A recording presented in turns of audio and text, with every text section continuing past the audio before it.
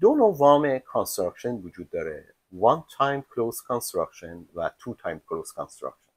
one time construction loan در اصل construction loan علاوه permanent finance loan هر دو در یک مرحله انجام میشه.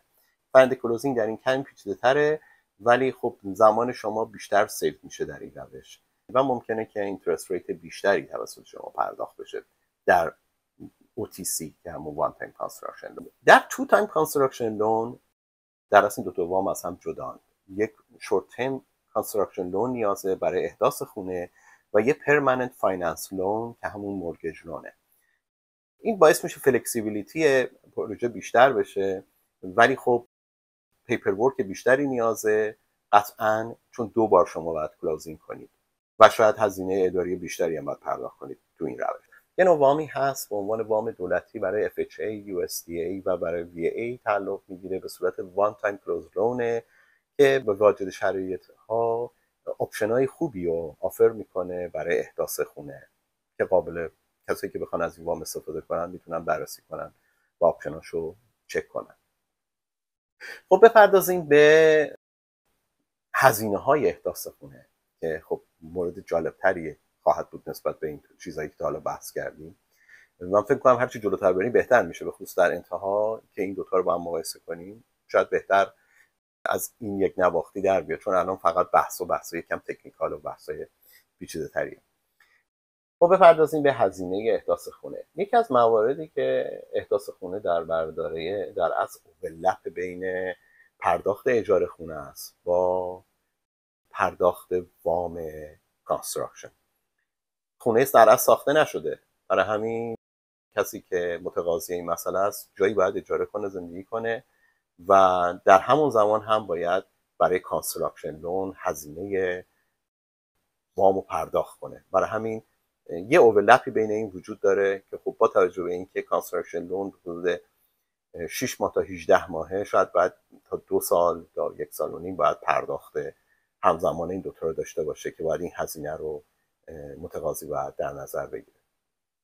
یه مورد مهمی دیگه ای که معمولا کانستراکشن لون در بر داره اینه که بعضی هزینه‌های پیش بینی نشده رو متقاضی در نظر نمیگیره و شاید ساخت خونه بیشتر از استیمیتی باشه که متقاضی براش پیش بینی کرده. برای همین معمولا لندرها هزینه‌ای رو به عنوان پولی رو به عنوان رزرو نیاز دارن برای موارد پیش بینی نشده که به پروژه به مشکل بر نخوره.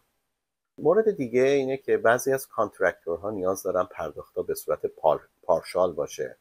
بعضی‌ها هم تمایل دارن که در مایلستون ها پرداخت انجام بشه.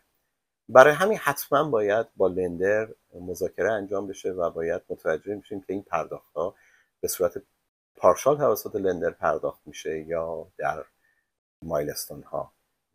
برای همین مذاکره ضروریه و این دوتا مورد رو کانترکتور و مواردش رو باید با لندر با هم دیگه مچ کرد. در اصل چطور میشه دام پیمنت خونه رو که حدود 20 تا 25% کاهش داد؟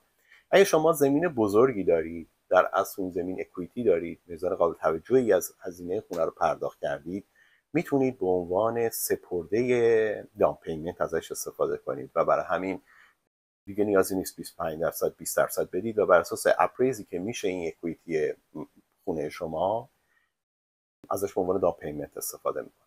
خب ما تا حالا درباره هر چی صحبت کردیم، درباره در اصل هزینه ها، تفاوت بین وام کانستراکشن و وام های خونه خریده شده و موارد اینطوری بود و درباره سختی های صحبت کردیم. ولی خب واقعیت هم اینطوری نیست. ساخت خونه به مراتب بهتر از خرید خونه ساخته شده است از بعضی جهات که میخوایم الان به این بپردازیم.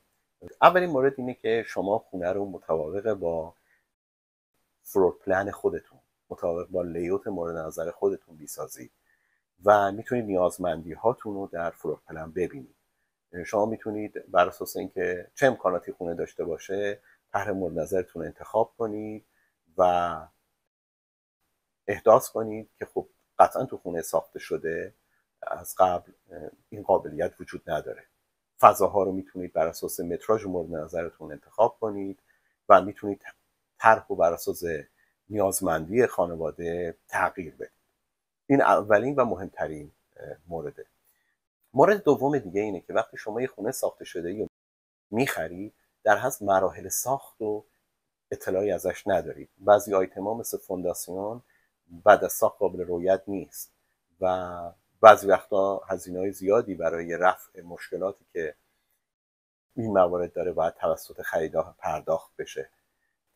برای همین شما تمام مراحل ساخت رو رعایت میکنید و تمام مراحل ساخت مطابق نظر شما پیش میره و برای کسایی که خونه‌ای رو برای بلند مدت میخوان ازش استفاده کنن شاید این گزینه خیلی مناسبی باشه، برای اینکه از سلامت و صحت شرایط ساخت مطمئن خواهند شد. مورد بعدی میتونه سیوینگ انرژی باشه. شما میتونید از پنل‌های خورشیدی استفاده کنید، شما میتونید از تجهیزات مدرن استفاده کنید برای اینکه انرژی و هزینه ماهیانتون کاهش پیدا کنه. مورد بعدی مورد بیلدر وارنتیه.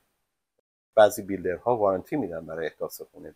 به طور مثال برای فونداسیون وارنتی میدن 3 تا 5 سال و این آرامش خاطر بیشتری برای متقاضی خواهد داشت در صورتی که عرض کردم به صورت بلند مدت پروژه رو در نظر داشته باشه خرید خونه. مورد بعدی که خیلی مورد توجه قرار میگیره در اصل ریسل این خونه است. با استفاده از تجهیزات جدید، با استفاده از فیچرهای جدید، با انرژی سیوینگ و پارامترهایی که به روزه، این باعث میشه که خونه برای فروش هم متقاضی داشته باشه، میتونه آورده خوبی و سود خوبی هم برای سازنده داشته باشه. چیزی که باید عنوان کنم اینه که کانستراکشن لون خیلی کامل و خیلی جامع است. ما کانستراکشن برای کامرشیال داریم، کانستراکشن برای اینوستمنت داریم. ما میتونیم یه زمینی رو در اصل بیلدر میتونه زمینی رو بخره 5 واحد 6 واحد بستگی داره به ابعاد زمین، بسازه خونه توش و بفروشه و خیلی کامل و خیلی جامع است. تو این ویدیو من فقط هدفم این بود که پارامترهای مهم، آیتم های کلیدی و مهم کانستراکشن رو مطرح کنم و خیلی تمایل دارم که در آینده مجموعه کاملی رو از کانستراکشن لون تهیه کنم، چون که فیلد قبلی هم که توش کار میکردم در از تهیه وام برای کانستراکشن لون برای ابعاد احجام بزرگ بود. برای همین این ویدیو فقط به صورت پارامتریک آیتم های اساسی و کلیدی بین کانستراکشن لون و در از مورگیج لون ها رو مطرح کرده. من اطلاعات هم در انتهای ویدیو شیر میکنم. خوشحال میشم دوستان اگر در زمینه کانستراکشن لون سوال یا موردی بود بتونم کمکی کرده باشم. خدا نگهدار شما.